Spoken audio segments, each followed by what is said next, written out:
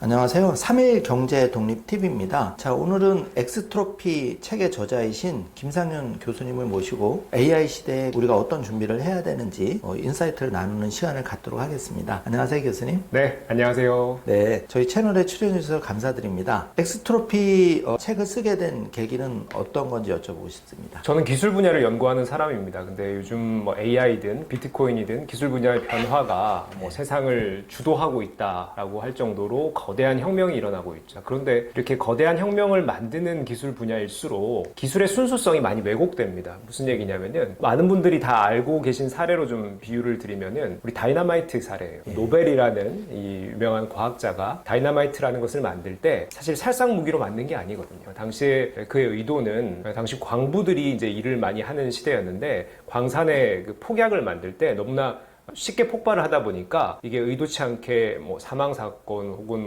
부상을 당하는 일꾼들이 많았던 거예요. 그래서 안전한 폭약을 만들겠다, 이 광부들의 건강을 위해서 이렇게 의도를 가지고 개발한 기술인데, 사실 당시 이제 호전 세력들에 의해서 전쟁의 살상 무기로 사용되기 시작하면서 이 노벨의 의도가 왜곡된 것이죠. 결국 기술이라는 것이 완성도가 높아지고 세상의 영향력이 커지면 커질수록 이 권력이라든지 자본들이 끼치는 영향이 커진다라는 겁니다. 그래서 요즘 AI나 비트코인 혹은 또 공간 컴퓨팅 이런 디지털 분야의 기술들이요, 정말 거대한 자본과 권력화가 진행되고 있는 기술 영역이라고 볼 수 있고, 자, 그래서 제가 기술 분야를 연구하는 사람이지만 이 기술만 가지고는 순수하게 우리가 미래를 예측하고 현상을 해석하기는 힘들다. 결국 세상에 다양한 욕망과 권력과 자본이 이 기술을 어떤 관점으로 바라보고 있느냐에 대한 고민을 하게 됐고요. 다시 돌아와서 엑스트로피라는 책 제목을 제가 내세운 이유는 역시나 과거에 연구하는 학자들도 이런 저와 유사한 고민들을 했던 그 시대별로 그런 고민들이 축적이 되어 있다는 겁니다. 1990년대에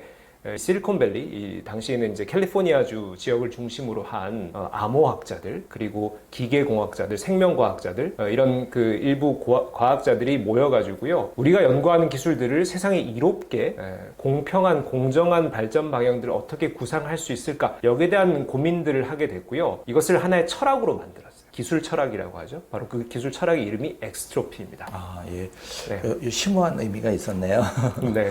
네, 지금 그 미국에서 이번에 노벨상 수상할 때 의외로 이렇게 그 AI 쪽에 그때 이세돌 그 구단하고 바둑을 떴던 허사베이스 그분도 노벨상을 맞습니다. 수상했는데 지금 이런 노벨상도 다 휩쓸은 이런 세태를 어떻게 보시는 건가요, 지금? 그렇죠. 작년에 노벨 화학상 수상자가 그 구글의 딥마인드 연구소의 데미스 하사비스 소장과 한 연구원 이 두 명이 공동 수상을 했죠. 사실 노벨 역사가 100년 정도 됐는데요. 100년 역사상 처음으로 AI 분야 연구자들에게 수여하게 된 일련의 사건이었습니다. 근데 그들의 업적이 뭐냐면요, 알파폴드라는 AI 기술을 만든 덕분인데요. 알파폴드 기술이 뭐냐? 우리 몸속에 있는 단백질의 구조를 예측해주고 디자인해주는 AI 기술입니다. 자, 근데 우리가 단백질 구조 예측이라고 하는 것이 실제로 의학이나 혹은 생명과학 혹은 또 인류의 진화를 밝히는 과정들 혹은 또 제약산업에서 매우 중요한 지표나 어떤 결과로 활용이 되거든요. 근데 인간 연구자들이 열심히 지난 몇십 년간 연구해온 결과 우리 몸속의 단백질 20만 가지 중에 약 17%만 구조화에 성공을 했어요. 몇십 년 연구를 열심히 했는데도 그 정도밖에 수준이 되지 않았다. 상당히 갈 길이 멀다라는 것이죠. 근데 이 알파폴드라는 이 구글의 기술이요, 2017년 탄생하고 지금 약 8년, 9년 정도 됐죠. 이 8년, 9년 만에 우리 몸속의 단백질의 99%를 구조화하는 데 성공을 했습니다. 그러다 보니까 제약산업, 의학산업에서 이 단백질 구조 연구 분야가 이제 AI가 들어와서 엄청난 획기적인 성과들이 나오기 시작하는 거예요. 일례로 우리가 신약 개발을 할 때 신약 후보 물질 발굴하는 과정이 있죠. 이게 단백질의 어떤 주요 성분들과 우리 자연에서 채취한 물질이나 화학에서 합성한 물질들이 어떤 기전을 만드느냐가 이게 신약 후보 물질의 발굴 과정에서 매우 중요한 작업이거든요. 인간 연구자들이 이걸 실험실에서 소위 발품 파는 이 어떤 노동과 같은 연구 실험을 진행해야 겨우겨우 결과들이 나오는데, 여기에 AI가 투입되기 시작합니다. 바로 우리가 단순히 AI가 그냥 세상을 편리하게 해줄 뿐만 아니라 이렇게 기초과학이나 의학, 제약에 인간들이 해결하지 못한 난제들을 극복해주는 사례들이 속속 등장하고 있다는 것이고, 질문 주신 대로 작년에 노벨상이 이것을 알아보고 AI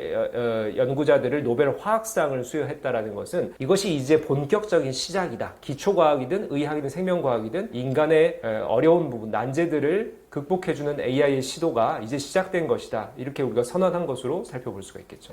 네. 시대가 정말 급속히 바뀌는 것 같습니다. 자, 이제 한국에는 소위 뭐 이렇게 명문대 학벌을 많이 강조를 하고 있는데 이런 부분에 대해서 이제 좀 좌절하는 젊은 층도 많고 명문대 안 나오면 내가 어떡하지 이러는데 다행히 명문대 학벌도 소용없다고 교수님이 말씀하시는데 그럼 어떤 능력을 갖춰야 앞으로 우리가 좀 성공하고 가난에서 벗어날 수 있을까요? 네, 뭐 사실 아직까지도 이 학벌이라는 것은 사회적으로 암묵적으로든 형식적으로든 작용은 하고 있죠. 근데 앞으로의 시대는 좀 순수한 우리 인력들의 어떤 역량이나 경쟁력을 평가할 때 학벌이라는 정보를 우리가 반드시 고려할 필요가 있는가라는 것에 대한 다시 한번 질문을 하게 될 겁니다. 그게 무슨 얘기냐면은 기본적으로 AI가 지금 인간의 능력치를 대부분 갖춰가고 있거든요. 작년 스탠포드 AI 인덱스 리포트에 따르면은 인간의 추론 능력의 대략 60% 수준까지 AI가 따라왔다라고 밝히고 있고요. 또 하나는 우리 AGI라고 하는 Artificial General Intelligence, 어떤 활동, 어떤 지능 활동을 시켜도 AI가 모든 것을 해내는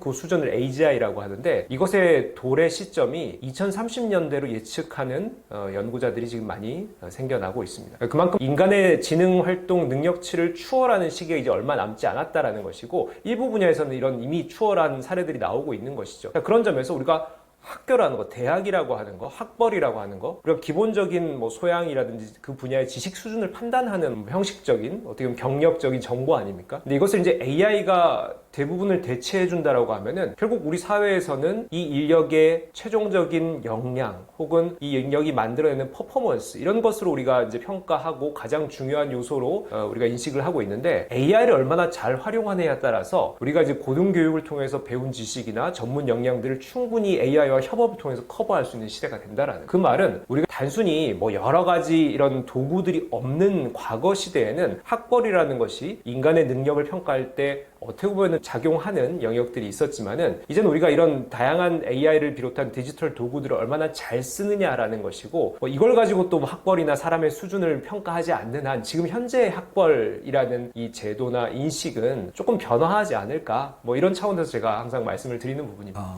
지금 미국 같은 경우에는 이제 M7 주식들로 해서 그 기술혁신 기업들이 굉장히 주도적으로 나가고 있는데 미국 같은 대표적인 그 국가에서 뭐 약사라든지 법률가라든지 실질적으로 이 AI 영향 때문에 많이 사라진 기업 직업군이 있나요? 물론이죠. 지금 생각해 보시죠. AI에 거대 자본이 들어가잖아요. 그럼 AI의 성과를 내는 기업들이 어떤 분야를 먼저 바꾸겠습니까? 당연히 돈이 되는 분야죠. 그렇다면 고소득 직종, 소위 효용이 큰 직업이나 직무부터 AI 대체들이 일어날 겁니다. 물론 거기 전제 조건이 있습니다. 그 분야의 인간의 역할에 해당되는 데이터들이 잘 쌓여 있느냐. 왜냐하면 AI는 데이터로 그 분야 지식을 학습하기 때문이죠. 그럼 데이터가 잘 갖춰져 있고 고소득 즉 효용이 큰 직무나 직업이다라는 것은 AI의 타겟이라는 것이죠. 그것이 대표적인 직업이 바로 변호사, 판사 혹은 금융업계 애널리스트, 펀드 매니저, 그리고 소위 사자, 전문가 직업 이 고소득 직업이라고 하는 대표적인 영역들이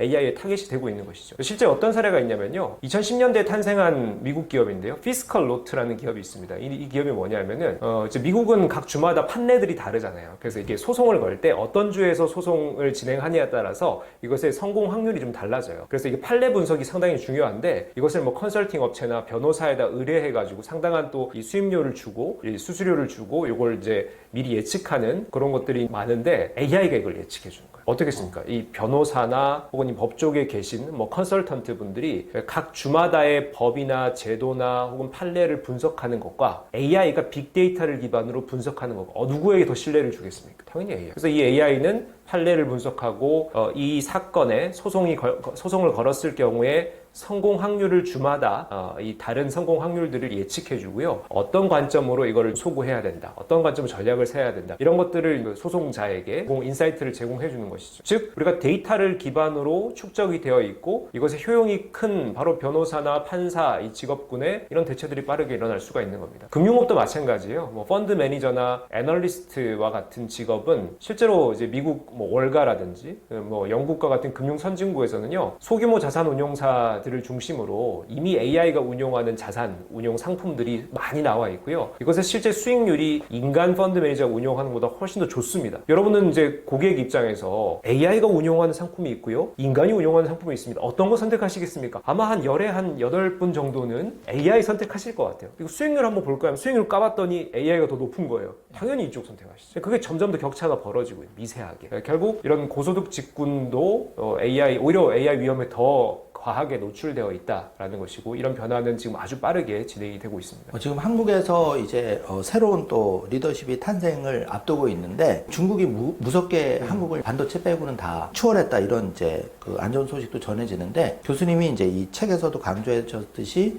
대한민국이 좀 새로운 방향으로 뒤처지지 않고 나가기 위해서는 한 3가지 정도를 집중적으로 이런 부분을 해야 된다면 어떤 게 있을까요? 우리 정부 차원에서.